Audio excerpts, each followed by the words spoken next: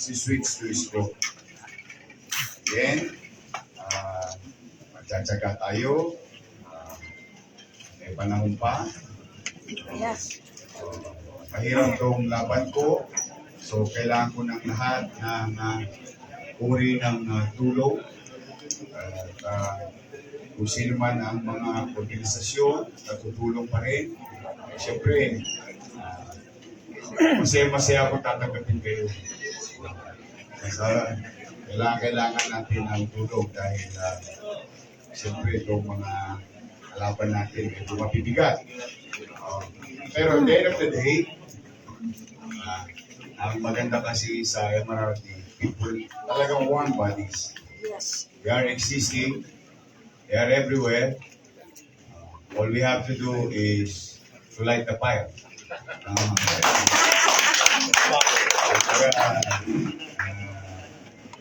Mas masaya ako ngayon.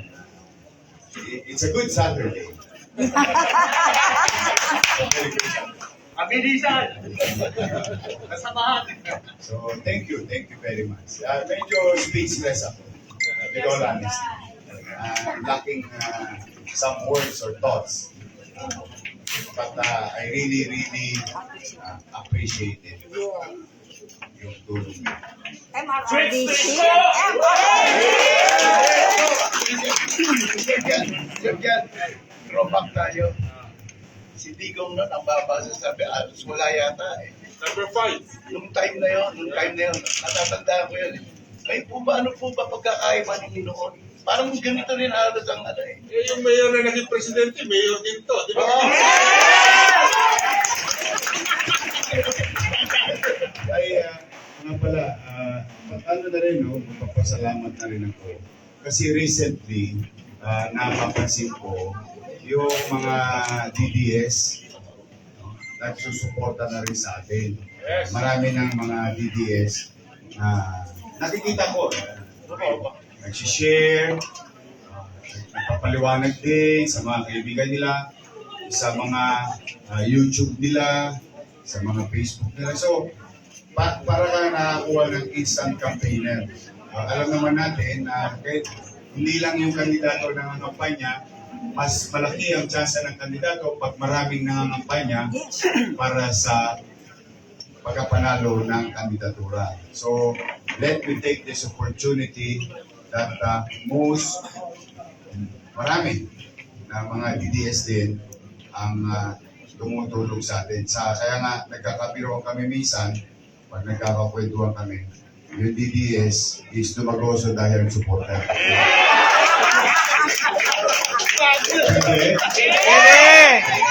Ito naalis si Pangulo Duterte sa puso niyo.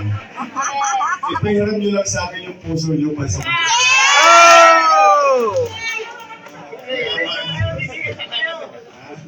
DDS pa rin. So, sana marami pang ganitong araw. Kami makamit. Dahan-dahan, inch by inch, one by one, switch by switch. Okay na. Nabibigyan niyo ako ng lakas ng dola. Pati daw ako PTV, siguro kay Secdan muna. Secdan, gaano ba malakas ngayon yung MRRD-NECC sa paano po yung naging consultation sa mga grupo? Sabi ninyo, si SPD, Senator Bongo, is a member of the advisory council, so nag-approval din po. Alam niyo po, ang Mayor Figueroa Duterte National Executive Coordinating Committee, we are actually a nationwide movement in the different regions, in the different provinces. And mostly, if not all, of the leaders of the different movements right now came from MRRD-NECC. Eh siyempre, kapag na-reach nila na ang hierarchy ay in-endorso si Mayor ISKO, sigurado magbabalikan lahat yung mga yan. At sigurado susuporta ko sila kay Mayor ISKO. Alam niyo po, hindi po sa pagmamalaki ay bawat sulok ng Pilipinas, meron po tayong kasali at miyembro po ng MRRD-NECC. Palakas po ito at talaga po tutulong po kami para sa kandidatura ni Mayor ISKO Moreno. Second nila, kung pwede nyo itakas yung kamay niya. I-endorse Pwede. mo ba niya, idadagdag niya sa Senate state? Malaki ang posibilidad na yun. But, today, I'm very glad and happy of what they have done. And I'll try now. The next step is to talk to my fellow candidate in the party. And I'll talk to Action Democratico ISKO and to the team. And after that, i-update namin kayo. You never know. Oh. Labing dalawa naman yung bubutuhan eh. Di ba? O, 3 pa lang ako. Malay nyo, maging 4. Malay nyo, maging 5. Nothing is impossible. Ang paggawa ng tao, hindi siya imposible. Kaya, tingin ko, may awa ang Diyos. We will play by ear as we progress to the campaign. And pag maraming gustong sumakay sa paglalayag namin, di ba mas maganda yun? Yes. Mas marami, Mas mas masaya. Yes. But the end of the day, we have to be fair also to our fellow candidate. In fact, meron pa kaming isang iniisip din, pero pina-finalize pa ang lahat. No? So, napaka-fluid ng sitwasyon. But the good thing about all these things is may commonality. Ano po yun? Continuity of bill.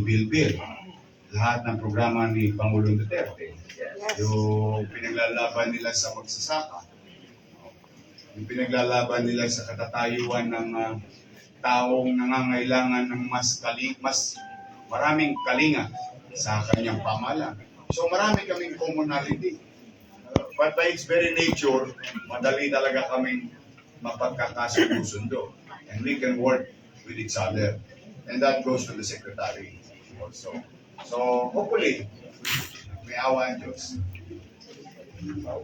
Hello, Magandang umaga po, Paolo Porcelon po from CNN Philippines. My first question would be to Sec John.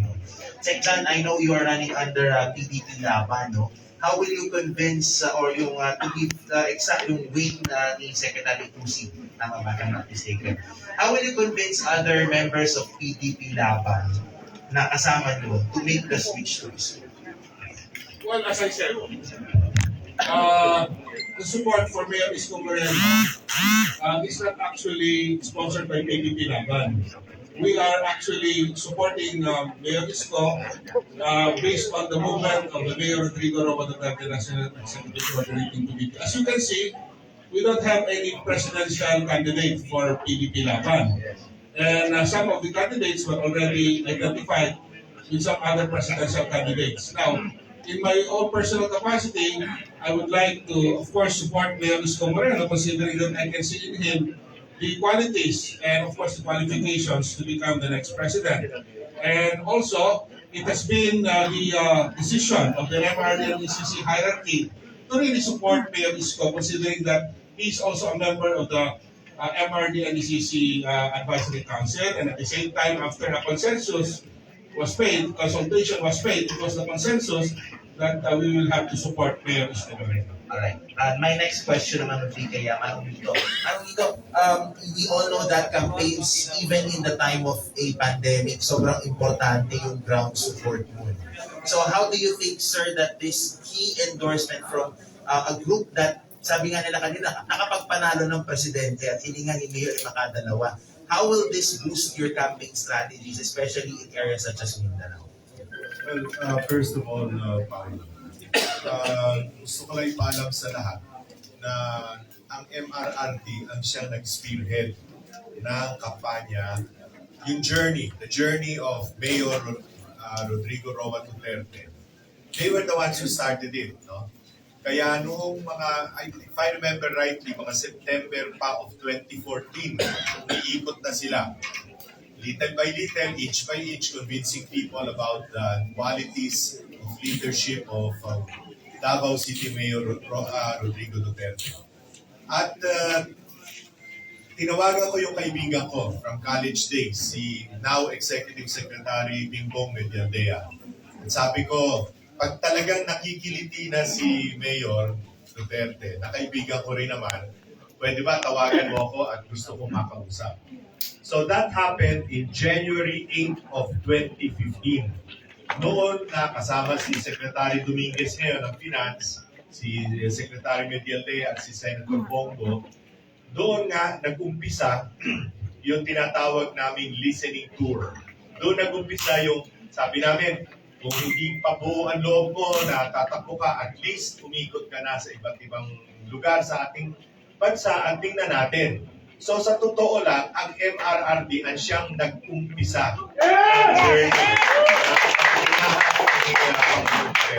Kaya kami lubos na nagagalak sa nangyaring ito because they were the original supporters of Yes. President. Ako sumampa lang ako sa sabihin natin sa track ni Mayor Duterte January 8 of 2015. Sila September of 2014 pa nag-iikot na all over the country. So you can see that they have an army of supporters all over the country. Yes. No? And they have shown their loyalty to President Duterte, which we hope in the next 6 years will be loyalty also, both to President Duterte and the next president of the Philippines, ISKO Moreno. Yes. Our next president. Good morning po. Bianca Dava po from ABS-CBN. So first question po is for Secretary Juan. Sir, MRRD is the one responsible for having launched the successful campaign of President Rodrigo Duterte in 2016. And now you are supporting Mayor ISKO Moreno. My question, sir, is President Duterte inclined to endorse or support Mayor ISKO? Well, the President Duterte might not expressly state that he's supporting any candidate. But as you can see in his body movements and also in his pronouncement, you can actually deduce as to who is going to support. But basically, as an organization who was very faithful to the cause of the president, we can see that by our unity, we can also do the same by supporting Mayor ISKO Moreno in his candidacy. And I suppose that if that is the will of the majority, then that would be the will of the president. So I hope that we will be able to really I hope that the president will really endorse Mayor ISKO Moreno.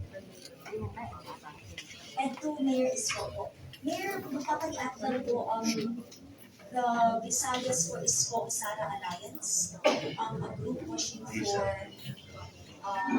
Redwan as president and Mayor Sara Duterte vice president. Reaction. Yeah, I heard about it yesterday, in passing, because I was in a 2-day journey to Northern Luzon. Wala akong idea yung lalim noong kinatag kahapon, pero from information given to me, these are the group of President Duterte based in Cebu through the group of Mayor si Tabella, dating mayor, yung grupo nila. So yun nagtulak kay Pangulong Duterte sa Cebu, no? On top of the MRRD, the DDS, these are the same group na tumulong kay President Duterte para mangampanya sa province of Cebu is the same group who created that yesterday. Again, maraming salamat. Wala na akong toskas dun. Pagkaroon yun eh. Basta ako, if you continue to ask me, si Doc Pili ang aking Vice President at may 3 kong senador na officially under Action Democratico. And hopefully, matagdagan pa kami, it's just a matter of time. Then hopefully, sana kung wala namang presidente ang PDP laban, baka pwedeng ako na. Wala namang masamang nagsasabi. Ayaw kong hulaan nila pa yung damdamin ko. Kung tutulungan nila ako, thank you very much. Lahat ng muri ng tulong. Okay? kailangan ko. Kasi coming from the outside ako, not in established group of individual. No? Kaya kailangan ko ng tulong. So thank you. As a matter of gratitude, I appreciate it. Any help, will do. Ichi Kabayan, may question na.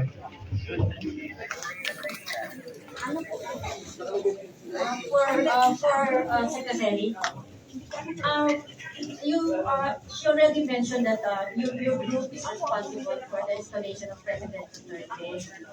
So, is it safe to assume that you are doing this with his blessing?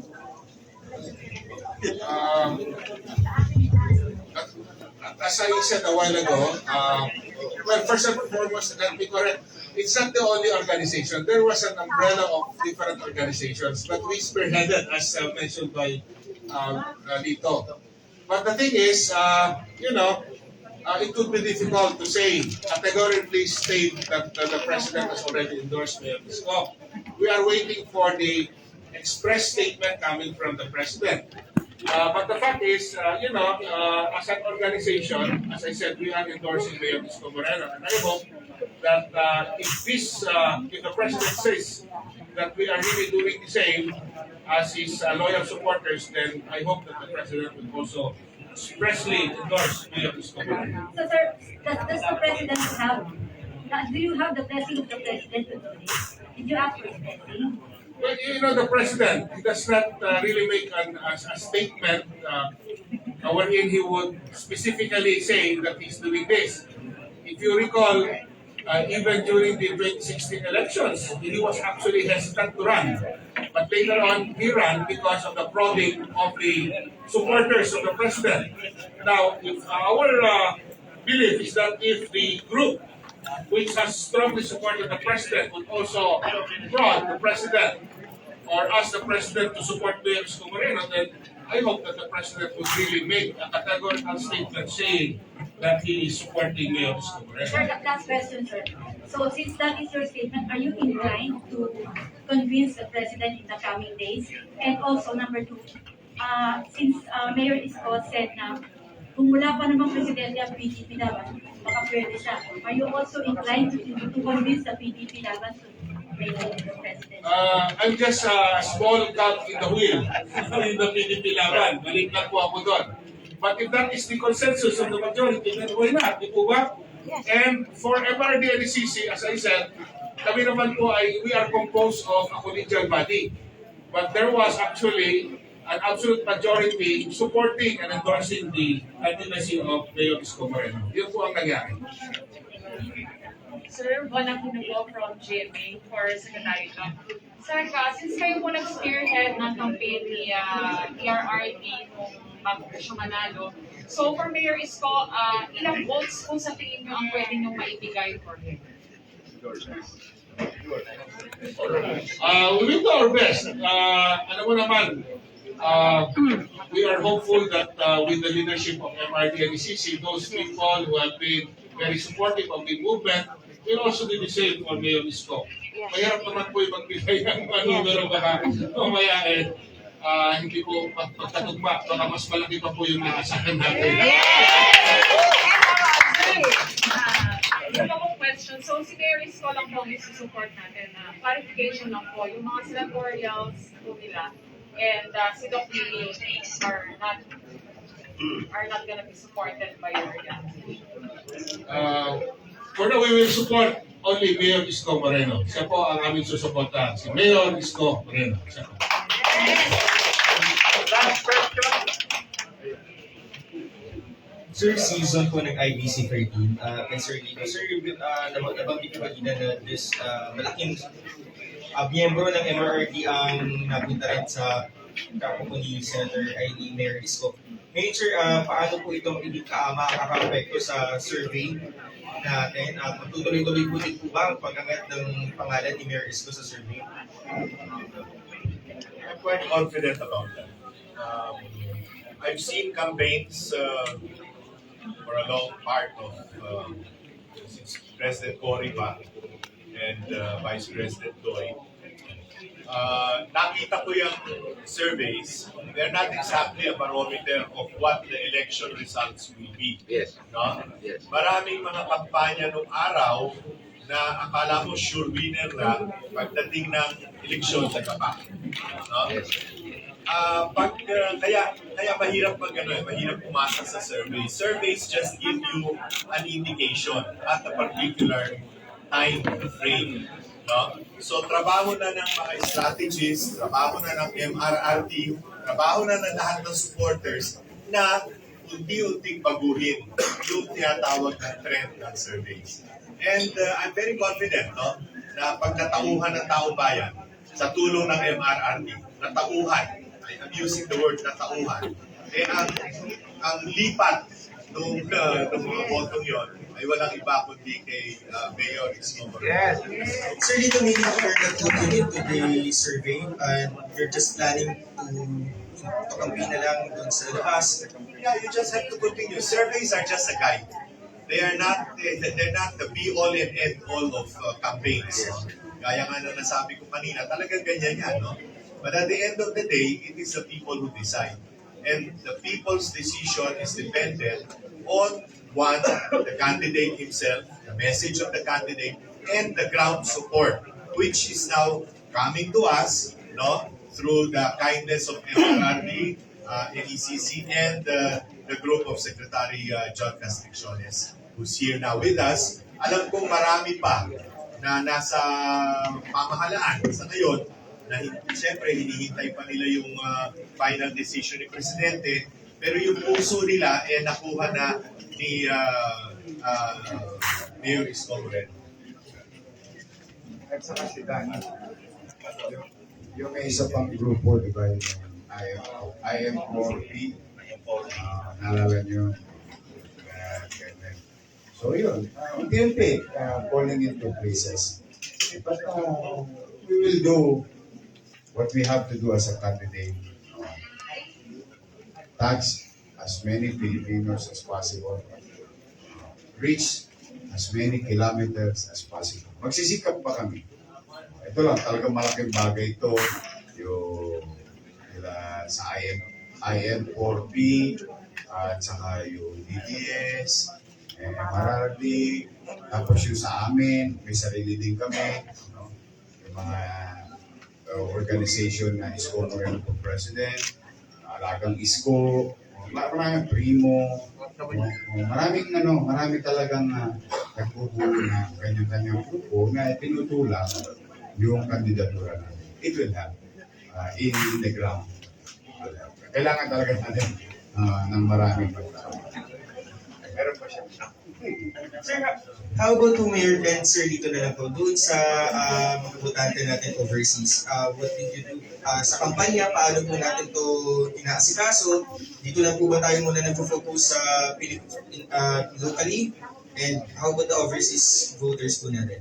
Marami tayong mga chapters ng IM Pilipinas na ISKO, yung mga volunteer groups na nasa overseas. At patuloy naman kami nakikipag-Zoom meetings sa kanila.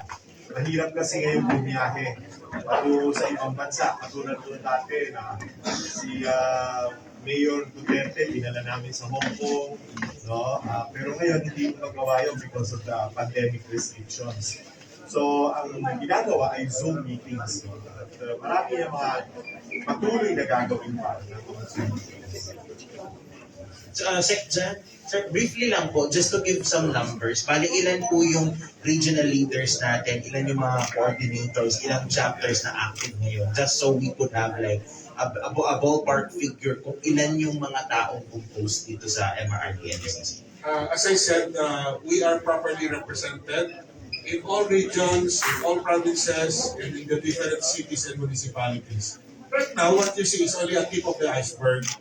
Because of course, because of the shortness of time, it is impossible for us to really gather together here.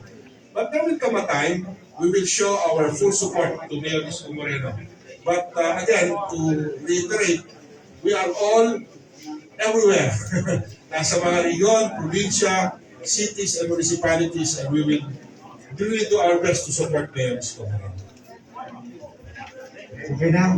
Thank you very much, members of the media. Thank you. Tapos yung ano na, wali ka na tayo. Tendem lang. Sige, ipirmahan muna yung ano. Si mga regional.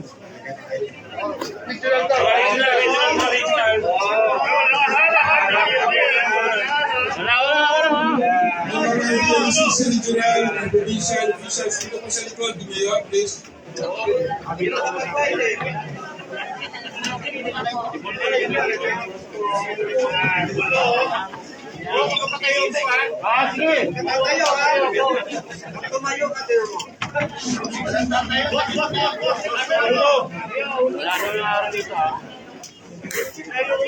Yes, kaya mahal! Ano? Nasaan yung tarpaulin?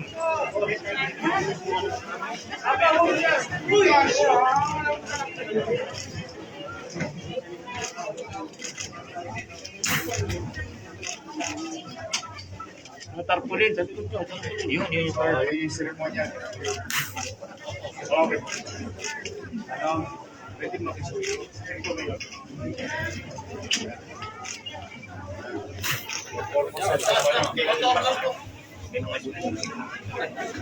Wala ka ba isang person?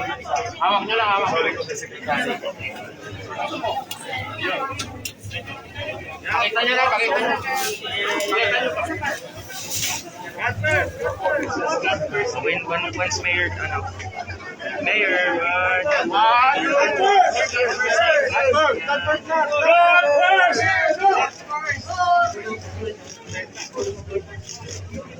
okay.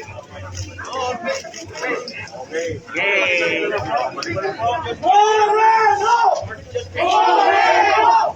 Moreno!